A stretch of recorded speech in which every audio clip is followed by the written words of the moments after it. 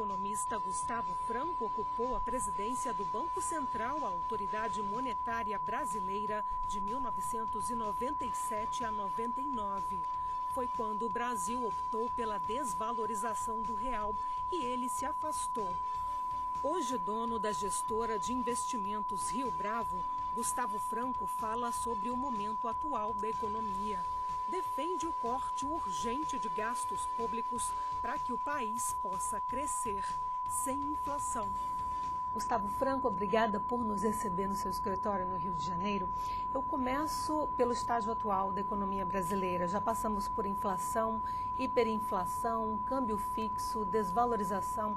Já recuperamos a credibilidade do Brasil lá fora.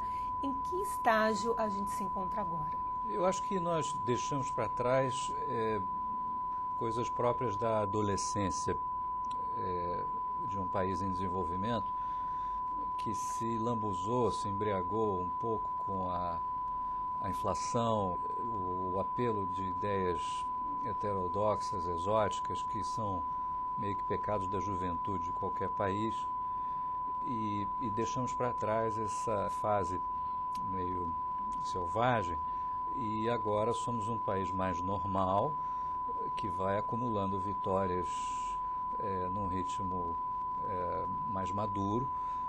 Somos hoje um país mais organizado, com uma inflação parecida com a que tem em qualquer outro país do mundo, ainda com algumas jabuticabas, mas com uma trajetória para o futuro bastante bem delineada, bastante bem marcada. E se continuarmos trabalhando direito, seremos um país desenvolvido em breve. Você mencionou a jabuticaba, que é uma fruta tipicamente brasileira, só existe no Brasil, e é saborosa. Os juros altos são a parte ruim da jabuticaba? Sem dúvida. Hoje somos o campeão mundial de juros, um título que não é nada honorífico. Agora, éramos o campeão mundial de inflação, também um título horrível, pior até. E eu creio que as duas coisas têm muita relação. A doença que nos faz ter juros elevados é a mesma que nos fez ser o campeão mundial de inflação. Apenas menor, mais controlada. Depois de muito tratamento, nós dominamos essa manifestação mais dolorosa do fenômeno. E hoje a bactéria até pequenininha, o que ela produz é o juro alto como uma necessidade permanente de resolver um problema do crédito público, que é a raiz do problema. Então, os juros altos, eles têm razão para acontecer, não é um problema psicológico, porque muitos estudiosos dizem que o Brasil, na verdade, tem medo.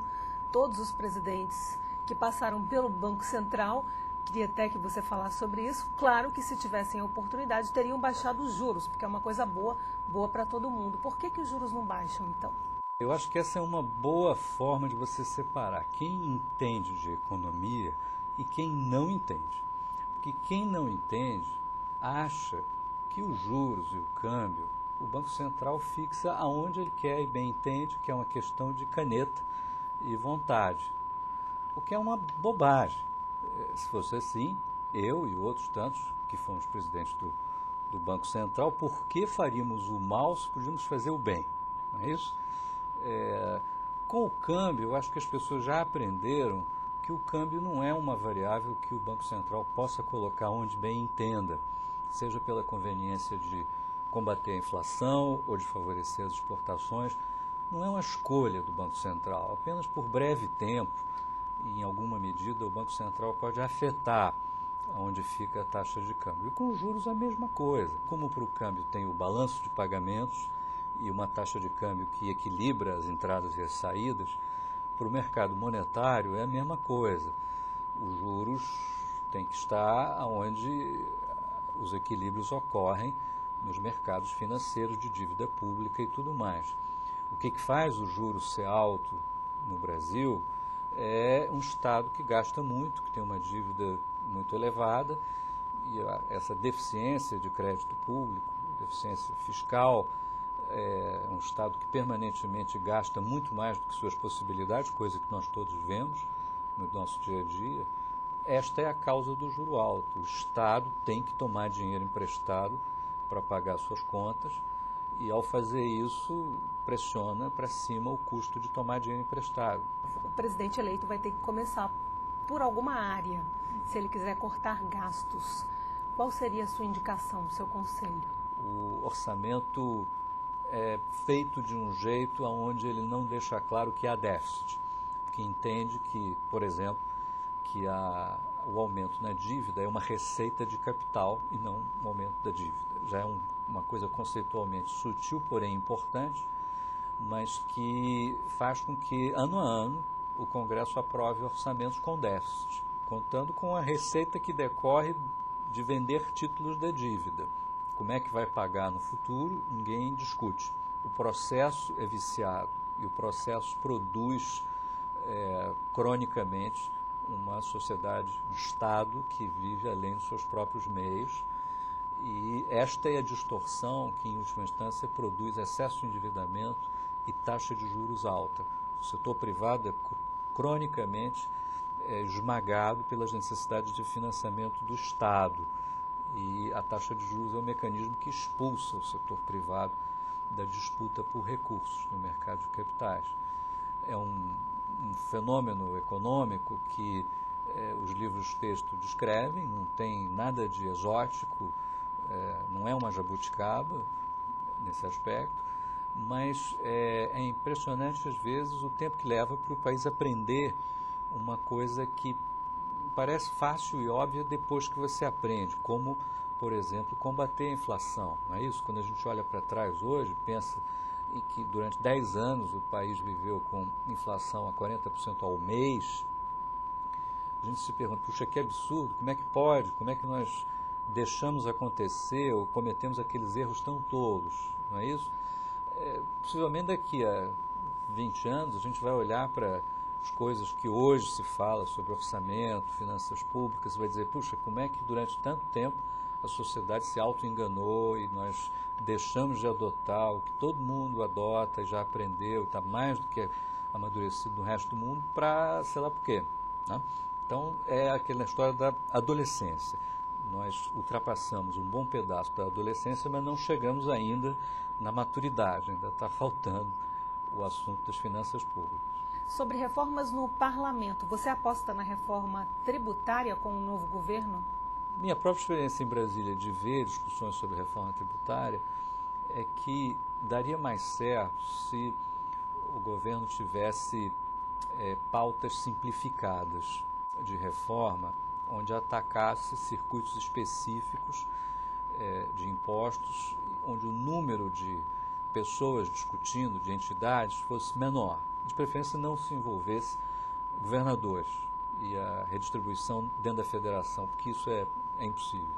Se fosse assim, por exemplo, nós poderíamos discutir o PIS, a COFINS, que são impostos sobre faturamento, são impostos horríveis, que têm suas receitas dirigidas para determinados fins. Vai para o BNDES, que talvez não esteja precisando tanto de dinheiro, e porque então nós estamos onerando todas as empresas do Brasil com o PIS para o dinheiro ir para o BNDES e voltar para as empresas. Não seria melhor deixar o dinheiro para as empresas? Existem várias possibilidades simples assim a serem discutidas e que não são necessariamente a grande reforma do ICMS, do IPI, que é muito difícil de fazer. Na área da Previdência, 2 modificações já foram feitas na lei. Que mudanças ainda podem ser feitas no Parlamento? A nossa realidade é que nós temos um gasto previdenciário muito elevado para um país com a estrutura etária ou com o percentual de idosos que nós temos.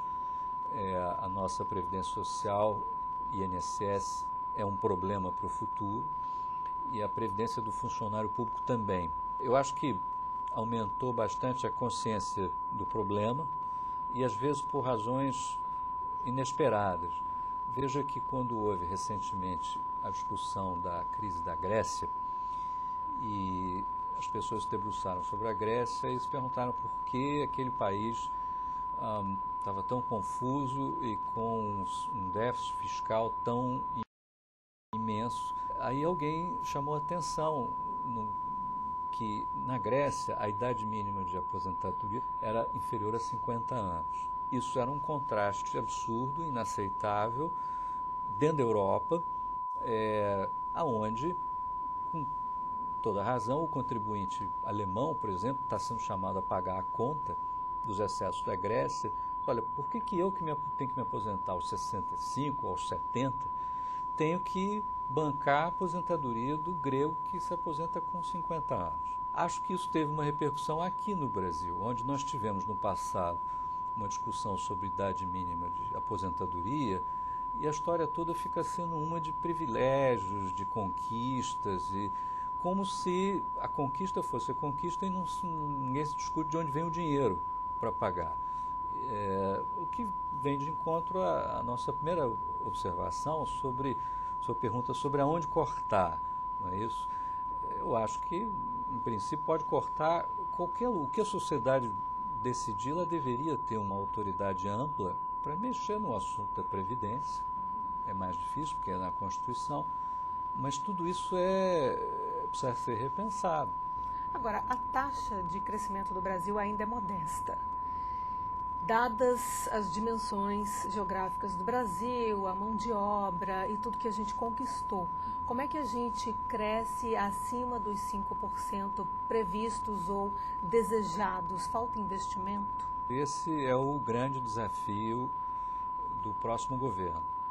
Países como a China têm uma taxa de investimento da ordem de 40% do seu PIB. Aqui, a taxa é da ordem de 18%. Eles crescem 12%, 11% ao ano, nós crescemos 5% e olhe lá. Nós precisamos crescer 10%, para crescer 10% precisamos que a taxa de investimento seja maior. Agora, qual é o obstáculo a fazer crescer a taxa de investimento? Eu te digo qual não é. Não é um problema de vontade política, não é um problema de alguém em Brasília decidir que vai empreender grandes projetos de investimento, inclusive porque o Estado não tem recursos, nem para cumprir a sua agenda de custeio. Tem déficit unicamente pagando o que é consumo do governo. O investimento não vai sair do orçamento do governo, ele vai sair do setor privado.